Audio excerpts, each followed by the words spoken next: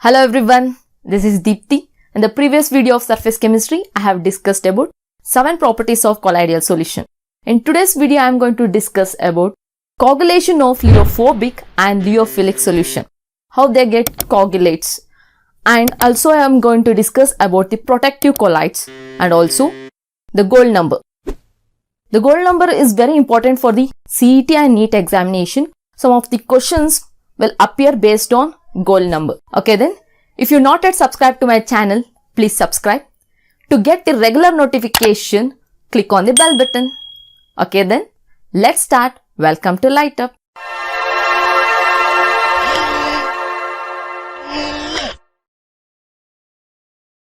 The coagulation of liophobic salt. Here the coagulation means precipitation, PPT. The process of settling of colloidal particles is called coagulation or precipitation. The process of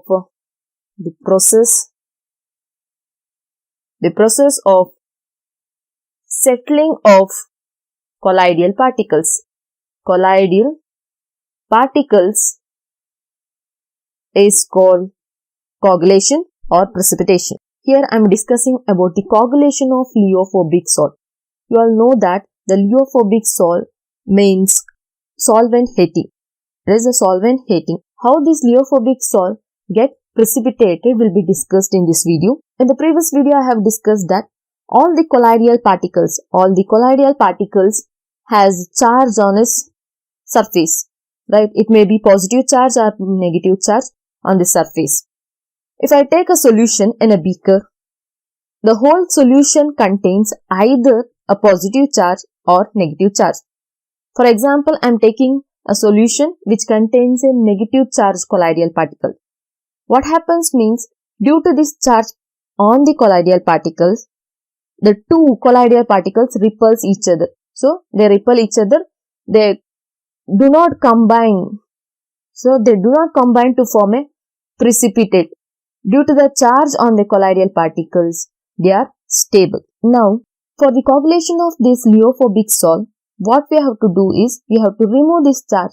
If we remove this charge, the particles come together and they get precipitated. Okay, let's see what are the procedure for the coagulation of liophobic salt. The first point is by electrophoresis. This is the first method which is used to coagulate the liophobic salt. In the previous video, I have discussed about the electrophoresis. You will get the link in the description. So, electrophoresis means movement of colloidal particles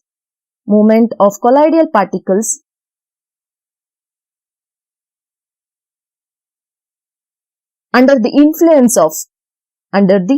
influence of electric field is called electrophoresis. We have seen there, if the colloidal particle is positive, then it moves towards the negative electrode. If the colloidal particle is negative, then it moves towards the positive electrode. This is discussed in electrophoresis. What happens in electrophoresis means, when positive charge come and deposited on the negative electrode, it discharges. Okay, the charge get discharged. That means it form a coagulation, precipitation. In the same way, the negative charge are deposited on the surface of the positive charge and they get discharged and they get precipitated. Okay, the molecules are aggregated on the surface of the metal. So, aggregation is nothing but the word precipitation or coagulation. This is the first method, that is electrophoresis. And let us move on to the second method, that is by mixing the positive charge. By mixing a positively charged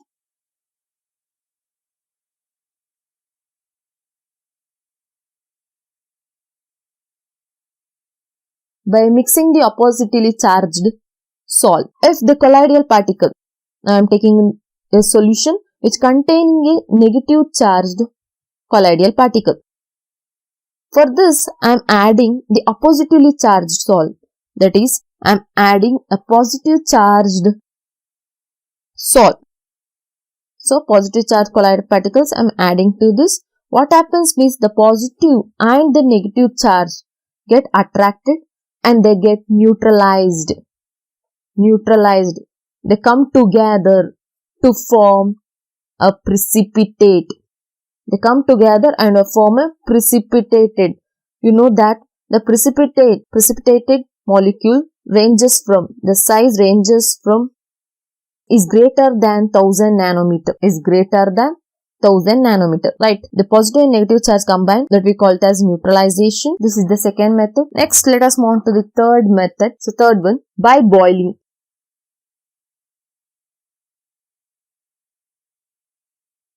What happens when you boil the colloidal particles?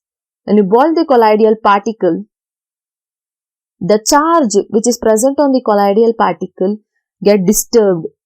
Why? Because on boiling, the molecules, the colloidal particles in the solution collides with one another. So there will be collision between the molecules and the charge present on the molecules is disturbed.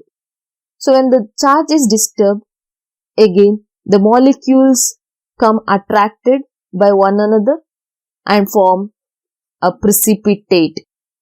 And the fourth method is dialysis. I have discussed about dialysis in the previous video. We'll get the link in the description. Okay then. In dialysis is used to remove the impurities. Removal of impurities from colloidal solution. Removal of impurities from the colloidal solution. The impurities may be electrolyte. It is completely removed by dialysis. You all know that the colloidal particle has charge. Due to this charge, the colloidal particles are stable. This charge is due to the traces of electrolytes present in colloidal solution. Traces of electrolytes are helpful for the presence of charge on the colloidal particle. Now, by dialysis, if you remove the complete electrolyte, if you remove the electrolytes completely, removal of electrolytes completely leads to formation of precipitate, leads to formation of PPT, that is coagulation. This is the fourth method. And let us move on to the next method, that is the fifth method, by addition of electrolyte. Addition of electrolyte.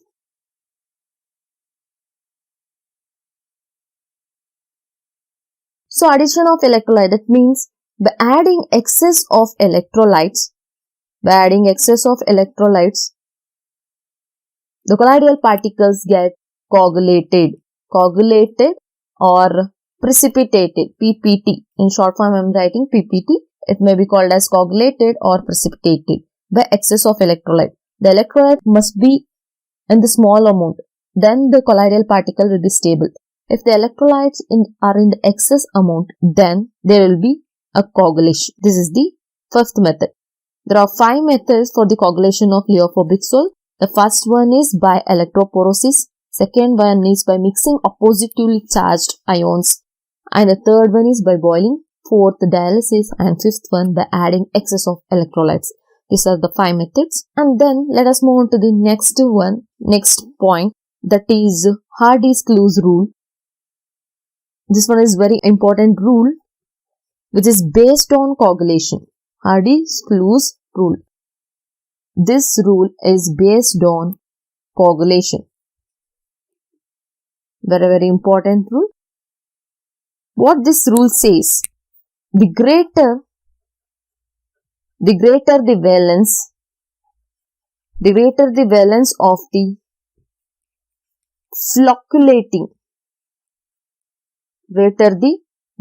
the flocculating, ion added, greater will be the precipitation. Greater will be the precipitation. Very important concept. This one is, the greater the valence of flocculating ion added, greater will be the precipitation. What is the meaning of this flocculating ion? The ion which is helpful for coagulation is called flocculating ion. Helpful for coagulation is called flocculating ion. For example, now I am taking aluminium sulfate Al2SO4 thrice and NaCl. I am taking two solutions, that is aluminium sulfate and sodium chloride. Among this, which one shows a maximum precipitation? So here I am taking aluminium, that is 3 plus, and sodium Na plus. Now we have to see the charge on this, that is plus 3 and plus. Therefore, aluminium 3 plus shows greater precipitation when compared to the sodium. So, greater the valency, greater will be the precipitation. So, in the same way, there are some negative ions, that is phosphate, which is greater than sulfate and which is greater than chlorine minus. Look at this, this is anion charges. So, phosphate is greater than sulfate and that is greater than a chlorine atom. So, greater the valency, greater will be the precipitation. Now, let me solve a question related to this concept. The question will be like this. Look at this. Between calcium sulfate and calcium phosphate, which one is required in maximum concentration to coagulate the positively charged FeO3? You should observe the question carefully. That is the maximum concentration between calcium sulfate. Let me write the formula for this. Calcium sulfate, that is CaSO4, and calcium phosphate Ca3SO4 twice. This is the formula. Calcium sulfate, calcium phosphate. Which one is required in maximum concentration to coagulate? Now, FeOH thrice is a positive charged colloid particle. In this, the negative charge, I have written sulfate here. That is phosphate PO4. Okay. Now, let me write the charge for the negative charge, because here it is a positive charge FeOH thrice. Okay. It is a positive charge colloid. Now, we have to add a negative charge colloid. Here, the negative charge colloid is sulfate SO4 minus 2. Here, phosphate PO4 minus 3. So, look at the valency. According to Hardy's-Kluge rule, the greater the valency, greater will the precipitation. Here, the greater valency is minus 3, that is phosphate, and sulfate, which has a less valency. According to rule, the phosphate shows maximum coagulation when compared to sulfate. But the question here is, which one is required in maximum concentration? Among these, which one I have to add maximum to coagulate this positive salt? Which one I have to add maximum? If I add phosphate, by adding a little amount, it gets coagulated. But sulfate, we have to add in larger amount because its valency is lesser than phosphate. Therefore, the answer for this question is a calcium sulfate. The calcium sulfate is required in maximum amount to coagulate this positively charged colloid. This is very important. If they asked minimum amount, they asked minimum concentration to coagulate the positive charge, then the answer is phosphate. By adding a little amount of phosphate, the positive charge colloid can easily coagulate it. So, the next concept is coagulation value. Coagulating value or coagulation value. So, coagulating value means the minimum concentration. The minimum concentration of electrolyte. The minimum concentration of electrolyte in millimoles per liter required to cause precipitation. Precipitation is nothing but a coagulation. Precipitation of a salt in 2 hours. is called a coagulation value or coagulating value. The minimum concentration of electrolyte in millimoles per liter required to cause a precipitate in 2 hours is called coagulating value. Here, the coagulating value is inversely proportional to coagulation. Inversely proportional to coagulation power. As the coagulating value increases, the coagulation power decreases. Here the coagulating value is also called as flocculating value. Flocculating a value. The coagulating value is inversely proportional to the coagulation power. To this concept, I am giving a question now. This is the question. The coagulating value of A and B will be 2.4 into 10 to the power of minus 3 millimoles per liter and 1.2 into 10 to the power of minus 2 millimoles per liter. Which one has higher coagulating power? I have given here the coagulating values. So, you have to identify which one has higher coagulating power. So, answer this question in the comment box. Okay, then the next concept is coagulation. Coagulation of lyophilic salt. Coagulation of lyophilic salt. In the starting, I have discussed about the coagulation of lyophobic. I am now discussing about the lyophilic, that is a solvent loving. So, how to coagulate this? This is the stable colloidal particle. I have already said that all colloidal particles contain the charge. It may be positive or negative charge on its surface. Now, I have to coagulate lyophilic salt. How to coagulate this? Here, the two factors are responsible for the stability of lyophobic salt. So, stability. The two factors are responsible for the stability of lyophilic salt, that is a charge. So, charge, it may be positive or negative charge, and the second one is solvation. These two are very important for the stability of a lyophilic salt. So, due to charge, there will be repulsion between the colloidal particles. Hence, they do not get precipitated. So, next one is the solvation. So, solvation is nothing but here the lyophilic salt is solvent loving. Right? It is solvent loving. That means the lyophilic salt easily combines with water. So, the lyophilic colloidal particles easily combines with any solvent, and the liquid which accumulate on the surface of the colloidal particle. It forms a sheath.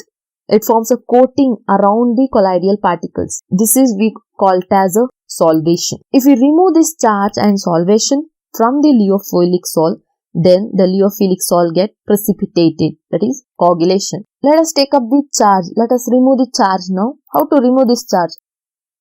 If I take a lyophilic salt, if the colloidal particles contain a negative charge, now I am adding an electrolyte. By adding electrolyte, the first method by adding electrolyte, we can coagulate the lyophilic salt. So, I am adding electrolyte. This electrolyte contains positive or negative charge. Now, this colloidal particle is a negative charge. When I add this electrolyte, it combines with the positive charge electrolytes and neutralizes. This colloidal particles get neutralized, and these two colloidal particles come together and precipitated, come together and settle down. This is how they get precipitated or coagulation. The second method for the coagulation of lyophilic salt is by adding a suitable solvent. Adding a suitable solvent. There is like alcohol and acetone. In the first method, by adding electrolyte, we have removed the charge, and in the second method, I am adding a suitable solvent, that is to remove this solvation. So, solvation means the colloidal particles is covered by a solvent, a coating. Now, I have to remove that solvation, so I am adding a suitable solvent like alcohol and acetone. This alcohol and acetone are a volatile liquid. Okay, it is a volatile liquid. You all know that volatile liquid means it carries a solvent to the atmosphere. Volatile, evaporation, evaporated. This alcohol acetone carries the solvent, they get evaporated. So therefore what we can say is that the dehydration, there will be dehydration of dispersed phase. The solvent is completely evaporated. So dehydration, I am seeing that the dehydration of dispersed phase, there is no solvent, therefore there will be no solvation. Both charge and solvation is removed, hence the lyophilic salt get precipitated. So these are the two methods. Okay, then let us move on to the one more concept, that is protective colloids. Protection of a colloid. Protection of colloids. You all know that the lyophilic salt is more stable when compared to lyophobic salt, right? It is less stable. This is because this lyophilic salt is highly solvated when compared to the lyophobic salt. The lyophobic salt does not combine with water. Due to this solvated property, it has a unique property of protecting the lyophobic salt. It protects the lyophobic salt. Due to the solvation property, it has a unique property of protecting the lyophobic colloid or salt. You all know that the lyophobic salt is less stable or unstable. By adding electrolyte, it easily gets precipitated. Okay. To avoid this precipitation, we add the lyophilic salt. Here the lyophobic salt is protected by a lyophilic salt. It forms a sheath around the surface of lyophobic. This one is lyophobic, which is covered by a lyophilic. This lyophilic salt which protects the lyophobic salt from precipitation. Therefore, lyophilic colloids or lyophilic salt is called as a protective colloid or protective salt. Important question. This one is important. So, lyophilic salt is called as a protective colloid. Why? Because it is more stable and they are highly solvated. Okay, then let us move on to the next topic, that is gold number. Gold number, which is important for the competitive examination. So, gold number means it is the milligram. Look at the definition. Observe that it is the milligram of protective colloid. Protective colloids added to the 10 ml of gold salt, so as to prevent its coagulation, prevent the coagulation from 1 ml of 10% of NaCl solution is called a gold number. This concept is also very important for the competitive examination. So, gold number, it is the milligram of protective colloid added to 10 ml of gold salt. Added to 10 ml of gold salt. I am taking a 10 ml of gold salt in a beaker. So, to prevent the coagulation from 10% of NaCl. Here 10% of 1 ml of NaCl is an electrolyte. Electrolyte.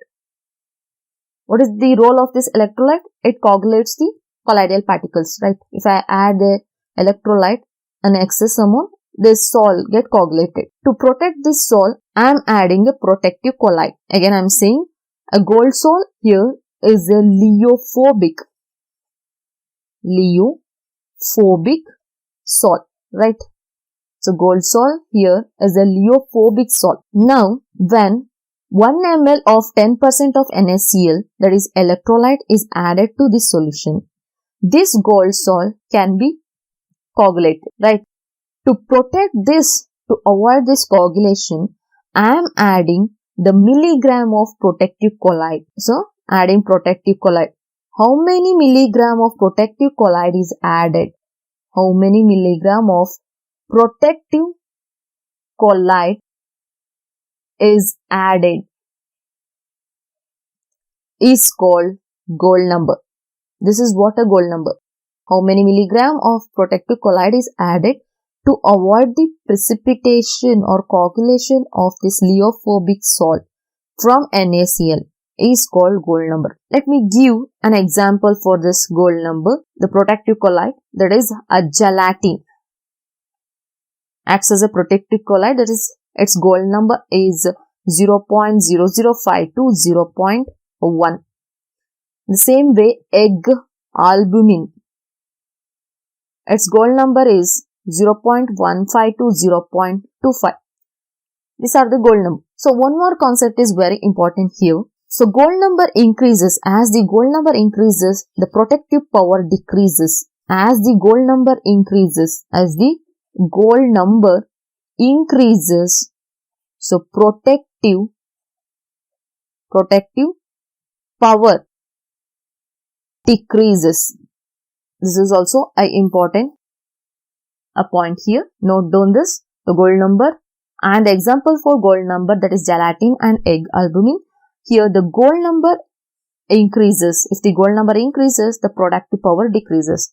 Therefore, among this gelatin and egg albumin, so gelatin has a less gold number. Therefore, it has high protective power when compared to egg albumin. So this is all about today's concept, that is coagulation of lithophobic salt and coagulation of lyophilic salt, and also I discussed about the protection of colloids and also the gold number. I have given the question for you, that is question number 2, and some more question I'll ask some more question now. So question number 3, between aluminium chloride and KCl, which one is required in minimum concentration? So observe the question carefully and then answer.